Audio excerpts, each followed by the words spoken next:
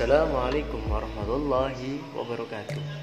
Kembali lagi di video kali ini, saya akan menjelaskan mengenai pengertian dari psikologi, bentuk-bentuk psikologis, dan juga mengenai psikologis pendidikan. Itu berhubungan dengan jiwa. Yuk langsung saja ke penjelasannya.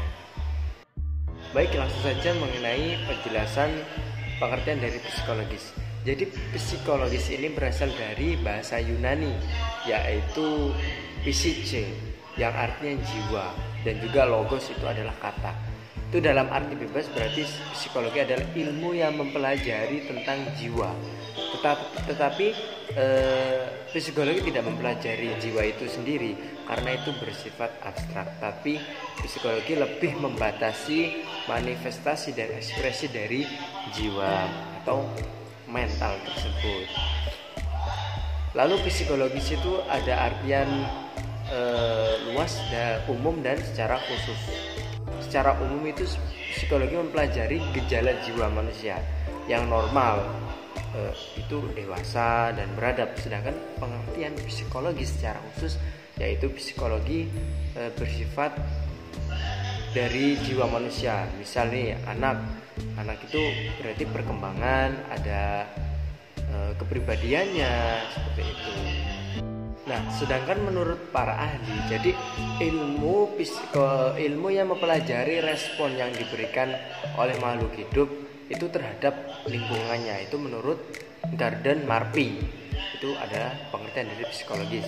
Ada juga Weybourne dalam tahun 1892 itu mengatakan psikologi yaitu menyelidiki berbagai panca indera, itu pengalaman, perasaan, pikiran, dan kehendak.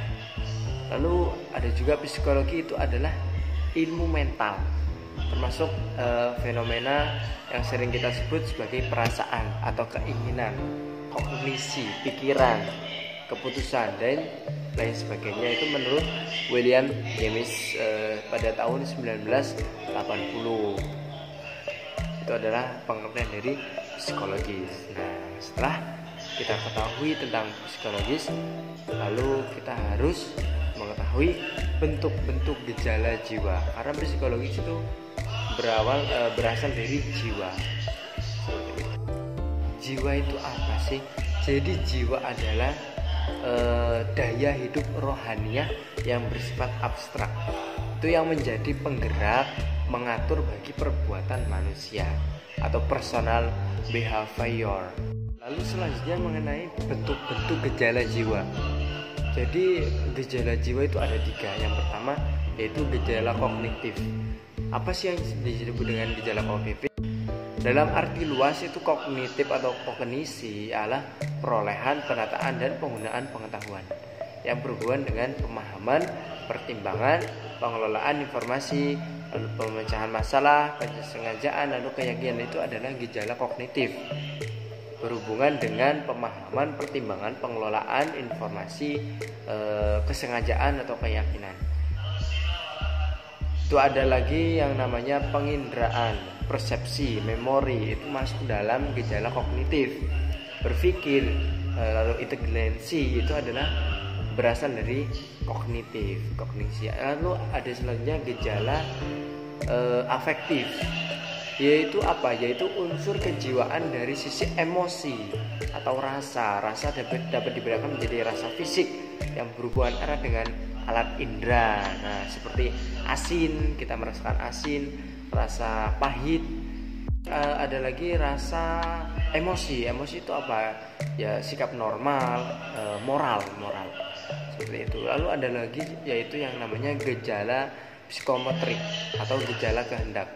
Jadi seseorang melakukan sesuatu itu mesti ada kehendak, ada sebabnya.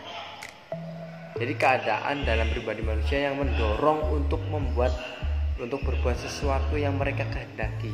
Nah, misal si A mencuri, ada yang melatar belakanginya,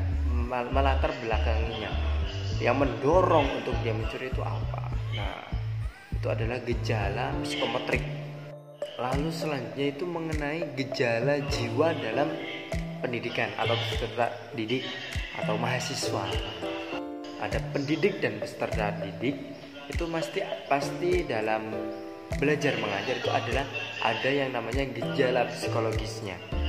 Jadi setiap orang mempunyai sisi psikologis di mana sisi ini itu berdampak pada hal-hal tindakannya ataupun bisa disebut dengan gejala jiwa.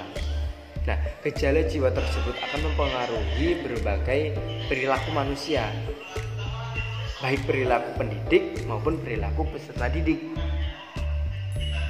Adapun gejala kognisi ini adalah gejala kognisi.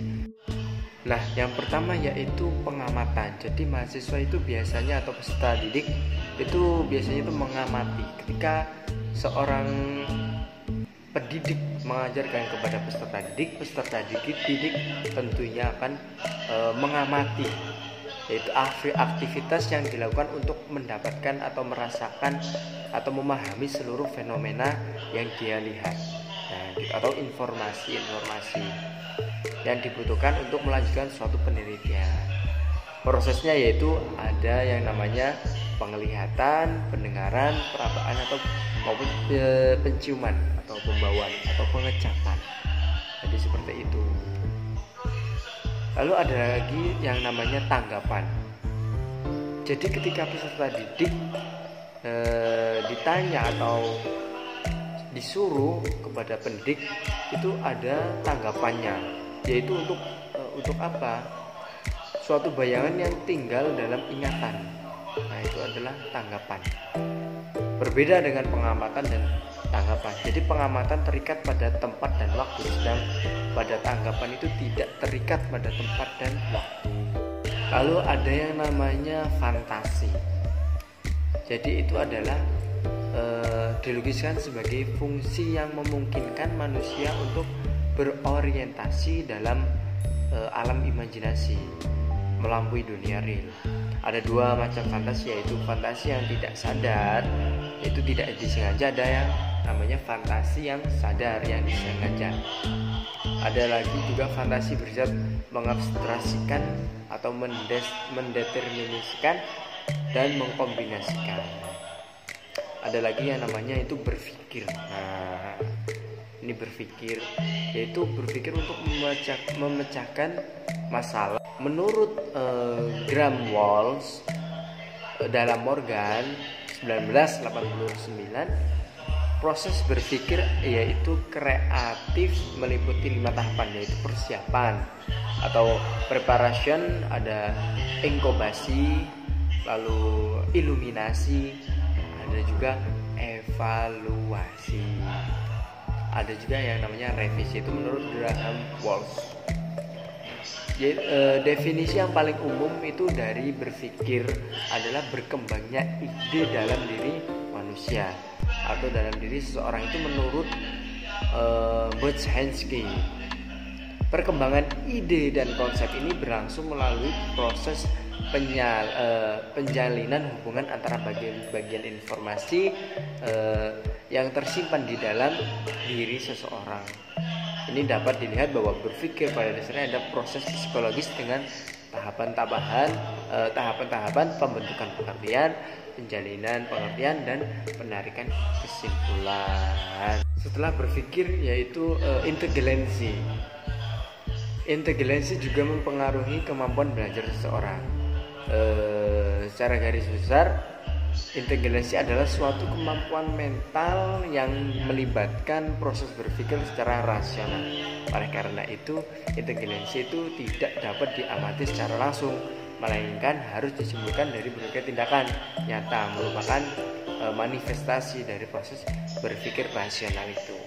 Lalu yang kelima ada yang namanya emosi. Namanya gejala jiwa mesti ada emosi. Istilah emosi itu menurut Daniel Goleman, jadi seorang pakar kecerdasan emosional itu memaknai emosi yaitu sebagai setiap kegiatan atau pergolakan pikiran, perasaan, nafsu, setiap keadaan mental yang hebat itu meluap-meluap. Atau dapat kita pahami bahwa emosi itu merupakan suatu gejolak atau rasa yang terjadi dalam hati perasaan. Lalu suatu rangsangan yang diberikan pada saat kita dalam keadaan mental yang hebat. Ada pula yang mengatakan emosi adalah suatu perasaan atau kejadian ketika seseorang marah atau senang. Lalu selanjutnya motivasi. Gejala jiwa yang selanjutnya itu motivasi. Motivasi adalah keadaan dalam diri subjek didik yang mendorongnya untuk melakukan aktivitas-aktivitas tertentu. Motivasi boleh jadi timbul dari rangsangan luar, seperti pemberian hadiah. Bila seorang dapat menyelesaikan suatu tugas dengan baik, itu akan dinilai A atau diberikan hadiah. Itu adalah faktor yang mendorong, itu adalah motivasi, bagian dari motivasi. Lalu menurut Baron pada tahun 1992, dia mengatakan motivasi adalah proses yang memberi semangat, arah, dan kegigihan perilaku. Artinya perilaku yang termotivasi adalah perilaku yang penuh energi, terarah, dan bertahan lama. Kekuatan yang memberikan energi dan mengarahkan perilaku untuk mencapai tujuannya. Ini bagus sekali itu menurut Baron. Motivasi adalah proses yang memberi semangat, arah, dan kegigihan perilaku. Dalam konteks belajar, motivasi itu tentu selalu lebih baik dan biasanya berjangka panjang. Tetapi dalam keadaan motivasi pada subjek didik, pendidik perlu menyiasati hadirnya motivasi ini bisa dihadirkan melalui penciptaan suasana kompetitif di antara individu maupun kelompok. Mungkin itu saja penjelasan mengenai psikologi yang dapat saya sampaikan. Kurang dan lebihnya saya mohon maaf. Assalamualaikum warahmatullahi wabarakatuh. Tunggu video selanjutnya.